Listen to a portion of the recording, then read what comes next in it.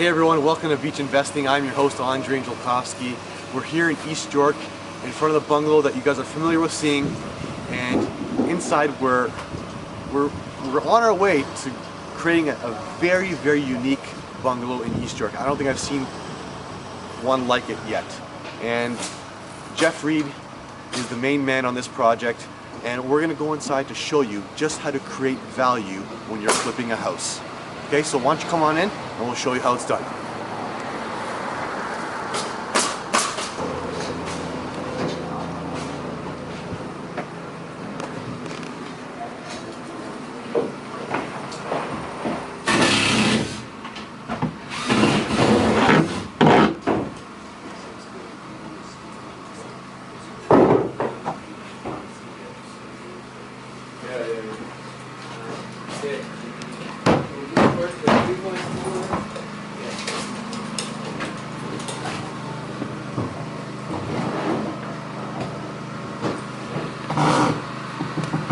Hey Jeff. How's it going? Good. How you doing? Excellent. So you're the main man of this build here in East York? Yeah.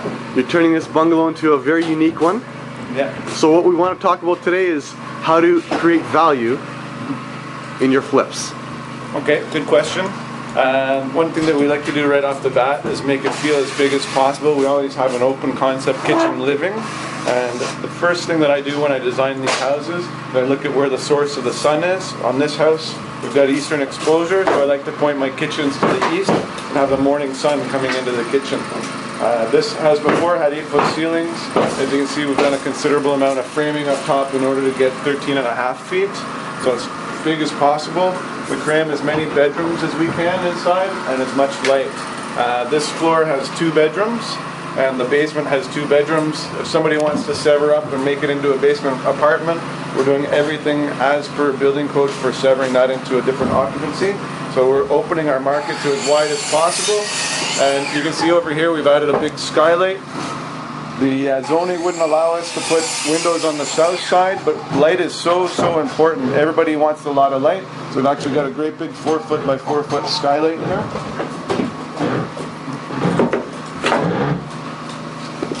Everything's done to code, permits, open concept kitchen living room. We have minimum 2 bathrooms always.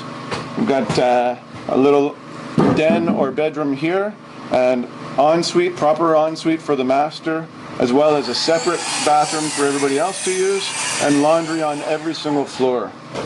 Nice deck facing east, wide open concept here. Okay. And yeah, things are going well. In the backyard we have a shed that was right up against the back door, and so we pushed that back and put all new grass, and I think we're going to do well on this one. Force a lot of value.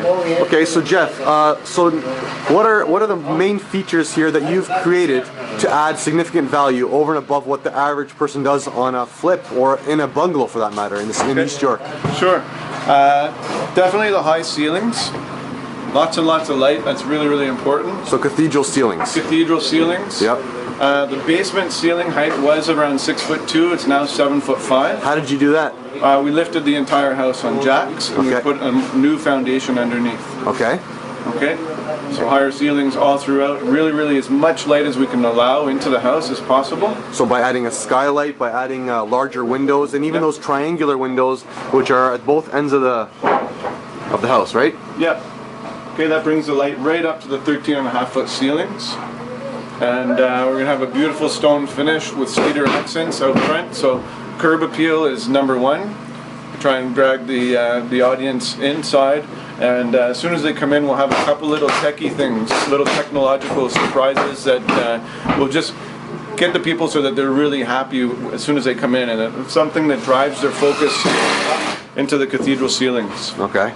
Okay. So let's go take a look at the basement? Sure. Okay, let's go. All right, Jeff, so we're down here in the basement. Come on in. So you can see in the basement, in the area here where we've added some 2x8s, we've lifted the house.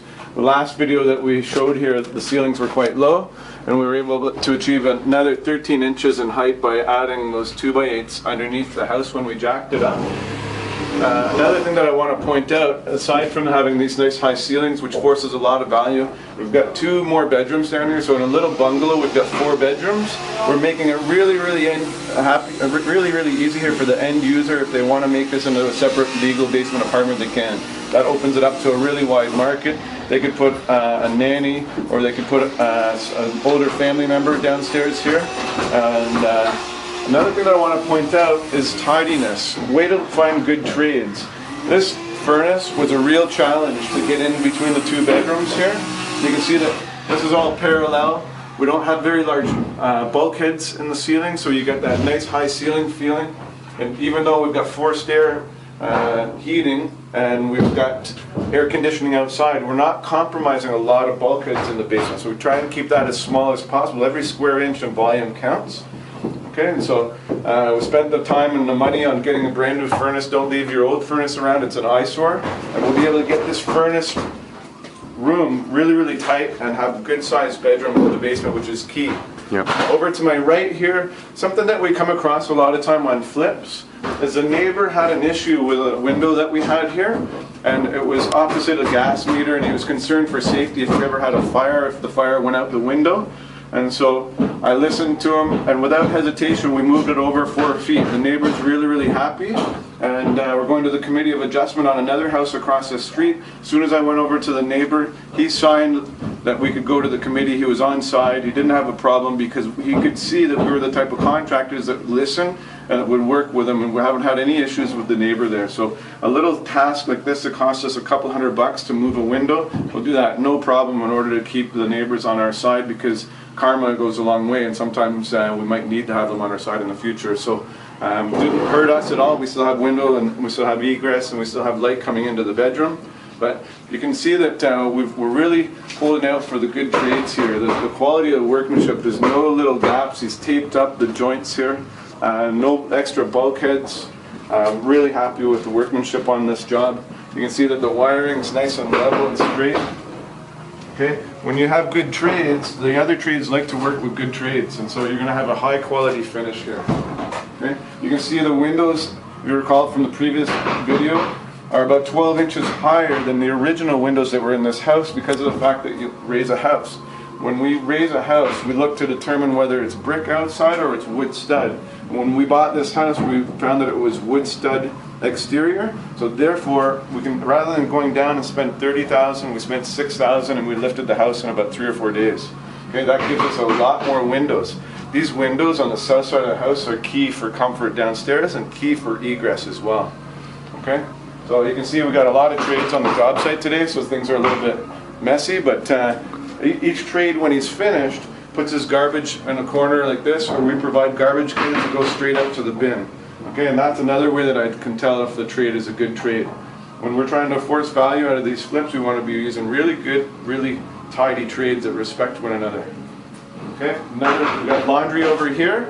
So the basement, if they ever decide to separate it as an apartment, has their own laundry. They don't have to share one, which is key. Closet here, we're going to custom make, on the next video you'll see some custom steps that we make on site with our finish carpenters. Over here we have a bulkhead right over top of the peninsula, so nobody's walking where the peninsula is, so we can put a bulkhead up there, and we'll put some pot lights so we can have a nice workspace below here. Okay, and then downstairs here we'll have a kitchen with a sink right in front of the window, so you can stretch your eye a little bit. Cabinetry along here, fridge, and maybe a little sitting area underneath the staircase. So, and at the top of the stairs you can see we used a full lens in the in that exterior door to allow the light to come in. A lens like that costs about $150. A great way to introduce light into your basement apartments.